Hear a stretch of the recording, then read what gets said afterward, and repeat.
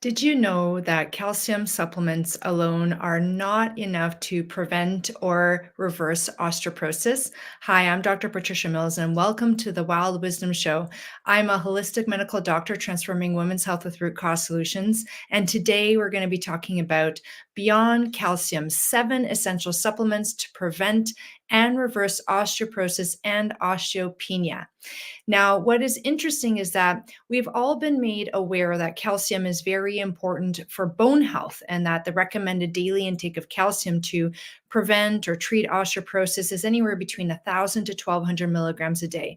But did you know that in order for calcium to be absorbed and activated and useful for your body, it requires other essential supplements, other essential vitamins and minerals that many of us have to supplement in order to get that desired effect at the level of the bone. And today we're going to be talking about the 6 other supplements that you should be seriously considering if you want to prevent or reverse your osteoporosis or osteopenia.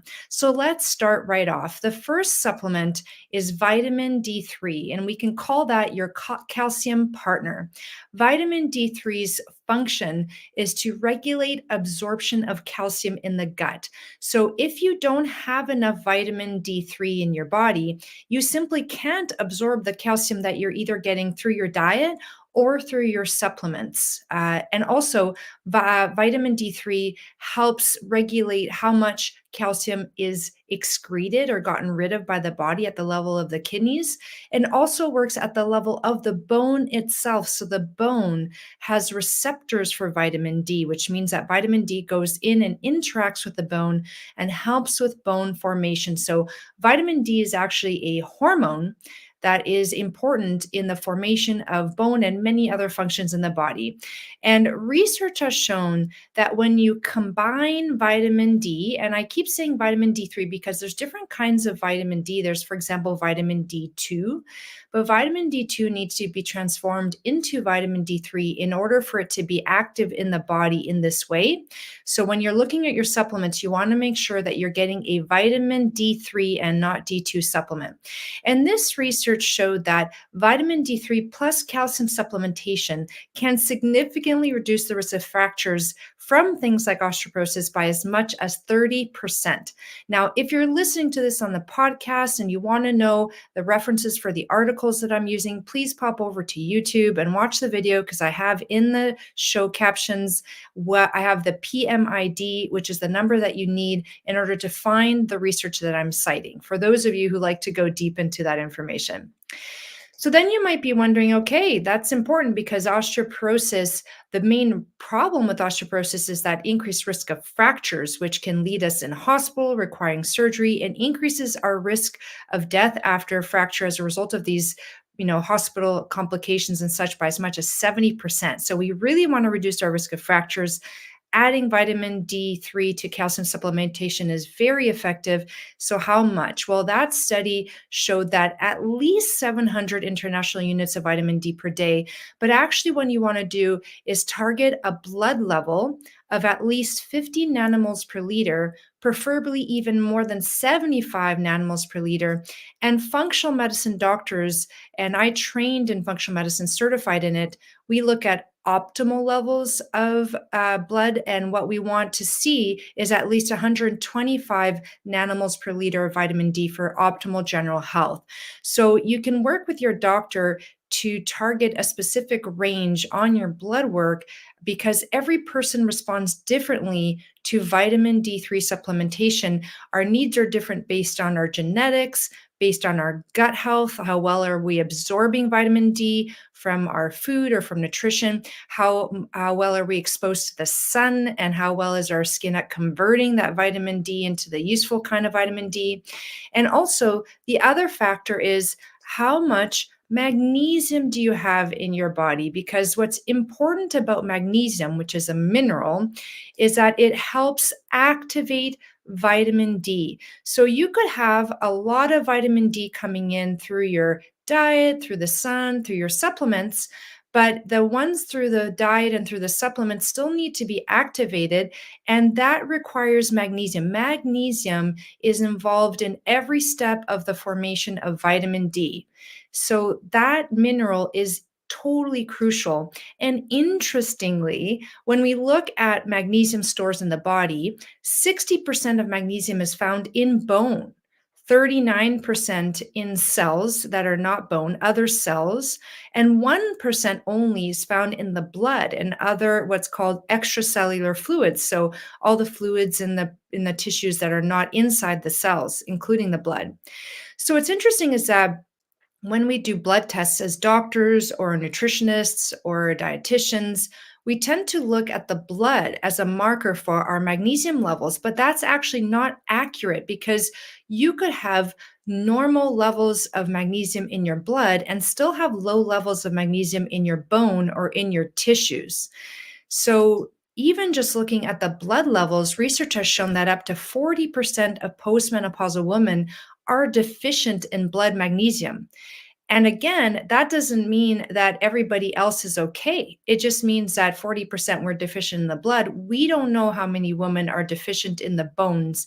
You can assume that if you have osteopenia or osteoporosis, that you have deficiency of magnesium in your bones because magnesium is important to create that mineral density. So when we talk about the bone strength and the bone mass, we talk about bone mineral density. How many minerals are in your bones? And calcium is just one of the minerals. We also have magnesium and boron and manganese and a bunch of other minerals.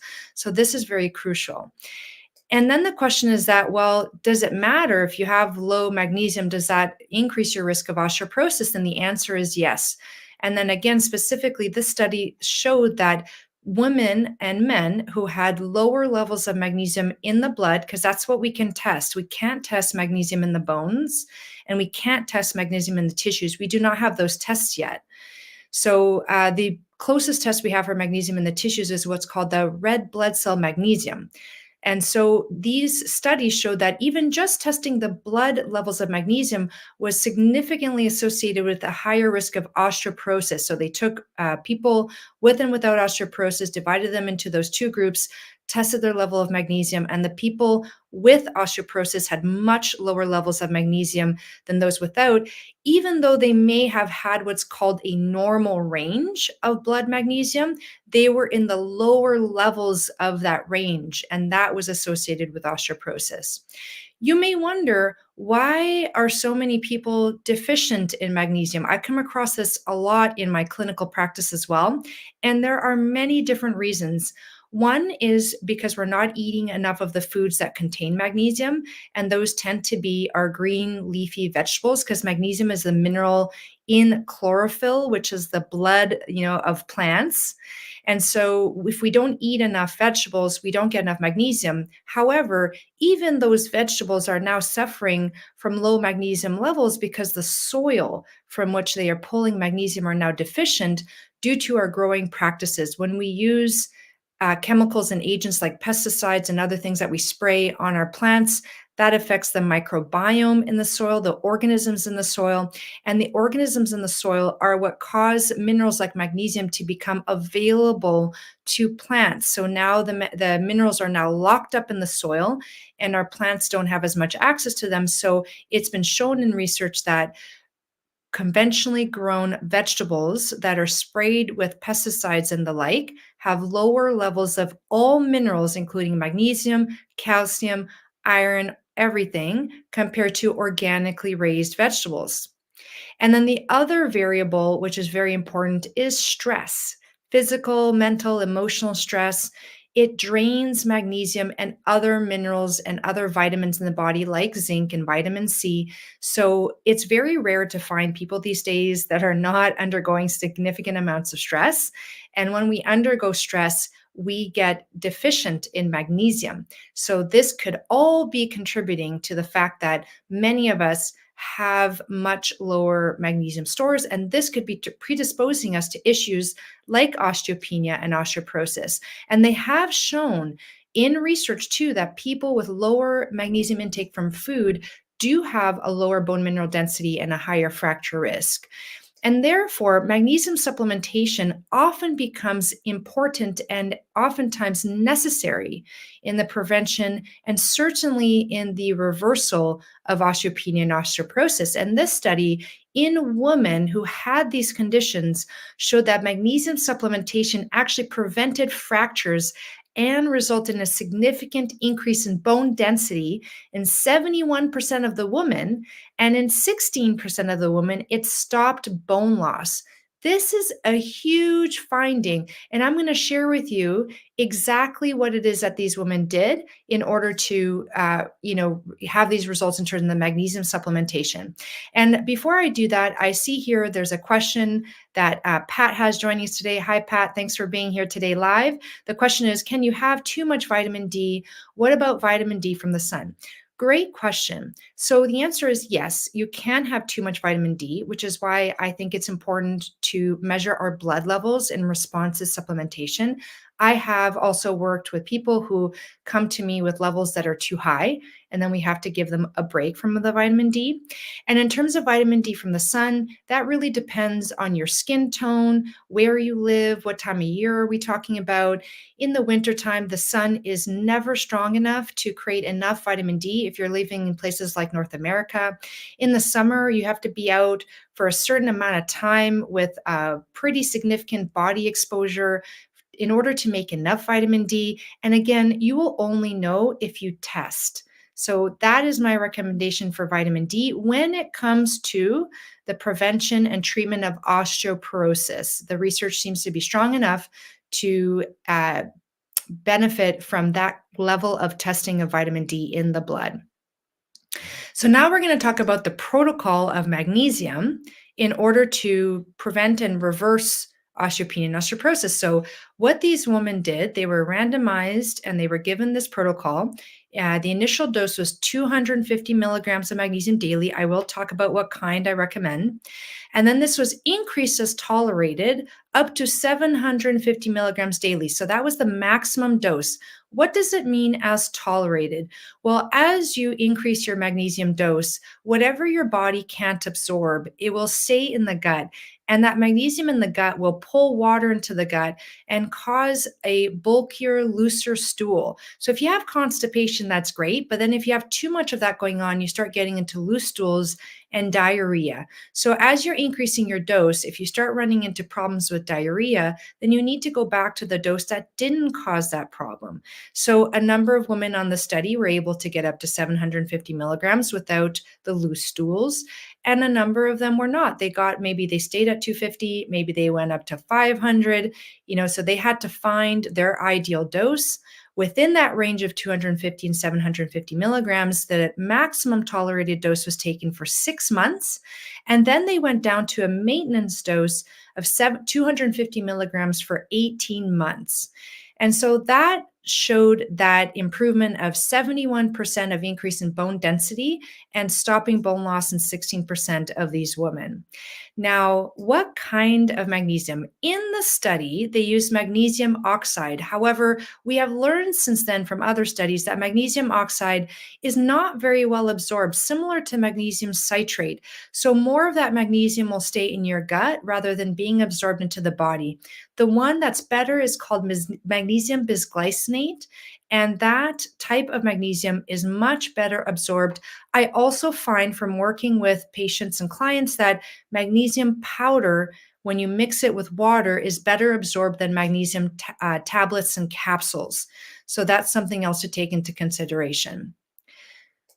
The next the next vitamin that we're going to be talking about is vitamin K2, and we're going to call that the bone protector. Now, vitamin K2, what it does is once your calcium has been absorbed through the gut by vitamin D3, which has been activated by magnesium, it needs to know where to go. Otherwise, it'll just float around in the blood. And vitamin K2 is like the usher. It'll show magnesium where to go to the bones, and it'll show calcium where to go to the bones, and it'll help calcium bind to the bones, making them stronger. So we want calcium in the bones. We don't want calcium in our blood vessels. That's when we start to get problems with the calcium building up and creating deposits and possibly causing problems with artery blockages. So we really need that vitamin K2. We tend to get vitamin K2 from the diet from fermented foods, and not a lot of us are eating fermented foods these days. So you could certainly increase your fermented foods intake. And vitamin K2 not only helps bind calcium to your bones, it activates a protein in the bone called osteocalcin, which actually helps build that bone mass. And that's crucial for bone health. So many of us may want to consider supplementation with vitamin K2. And research also shows that supplementing with this vitamin maintains and improves bone and mineral density and reduces the fracture risk in postmenopausal women. You may be wondering how to take this vitamin. The best way I've found is when you buy the supplement of vitamin D3 that comes with vitamin K2. So the two come together.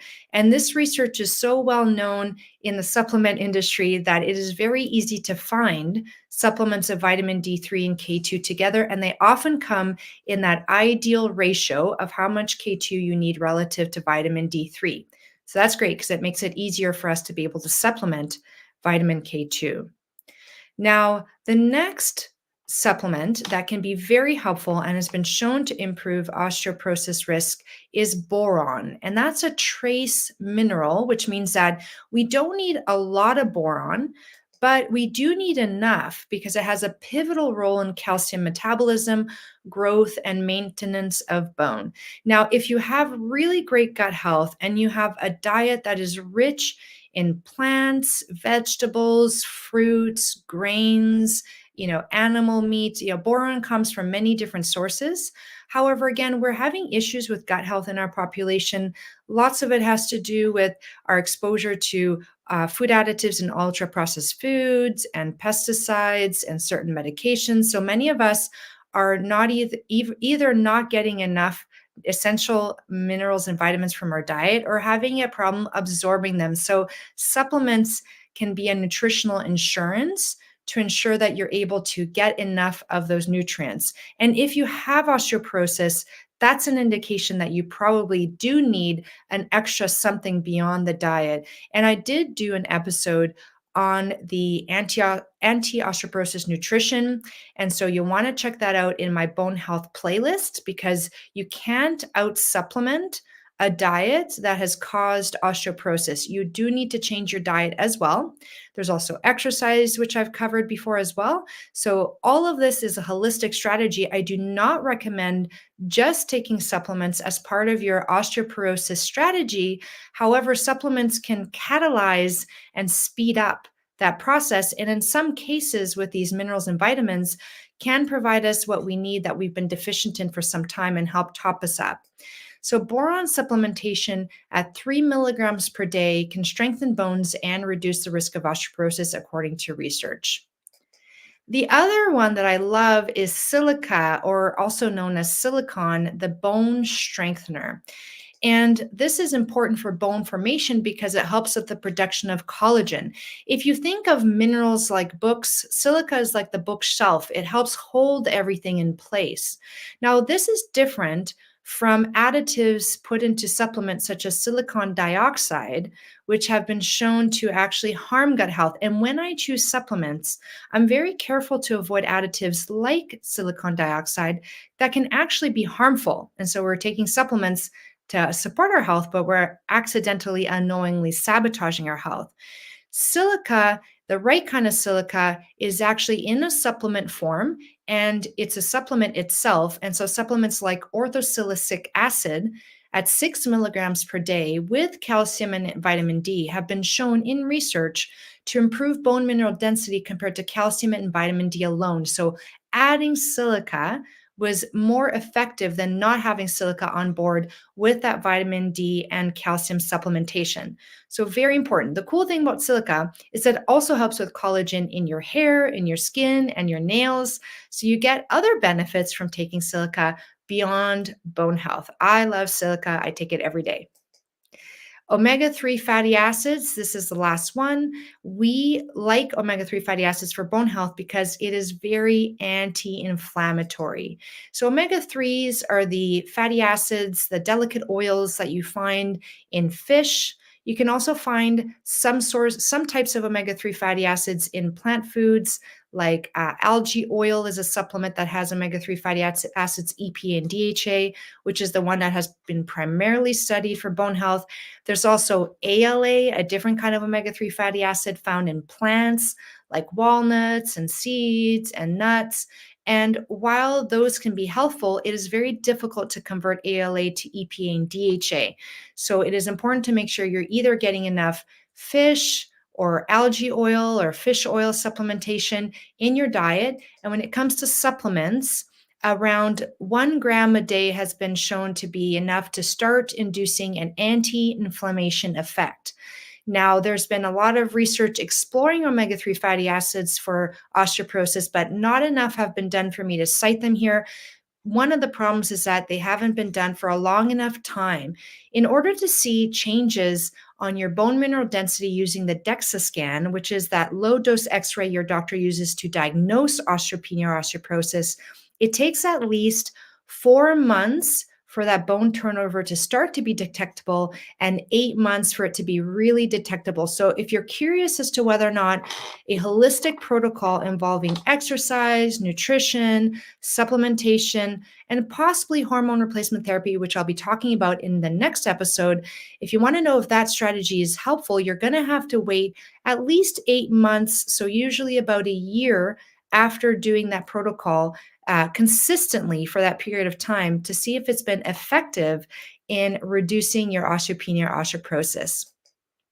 So the take-home message here is that calcium alone is not sufficient to prevent and treat osteoporosis. That is a consensus agreement amongst many experts. You need cofactors, you need activators to help with that calcium absorption and bone formation. And again, you do want to make sure that your supplements that you're using are good quality, that they don't have those hidden additives that can be quite harmful for your health if taken over the long term. Every once in a while is fine, but if you're doing it as a daily strategy over the long term, you want to make sure you get good quality supplements. And I always get people asking me, what do I recommend?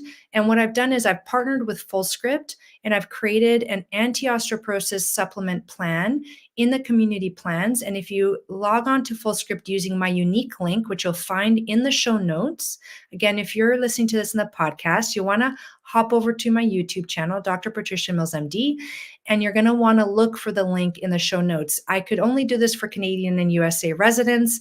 Unfortunately, I don't have access to other parts of the world, but if you log on and register, you will be able to see the kind of supplements I recommend.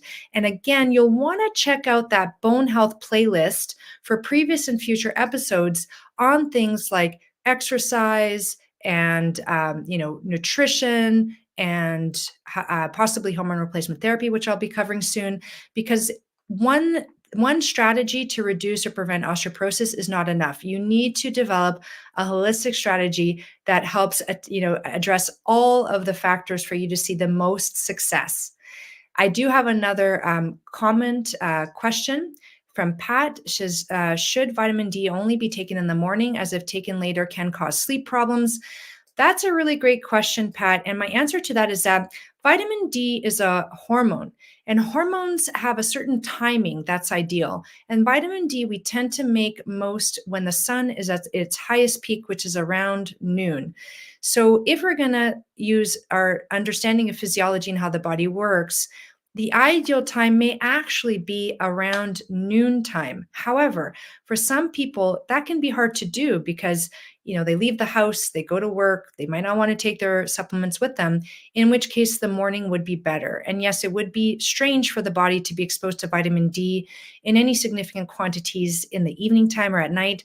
That could theoretically make it difficult for the body to maintain rhythms of the day. So either ideally around noontime supplementation or at the very least in the morning would be useful. So thank you for joining me today. I appreciate everyone who was able to join. Let me know in the comments if you're watching this in the replay, if you have any questions or any concerns or any thoughts that have come up from this.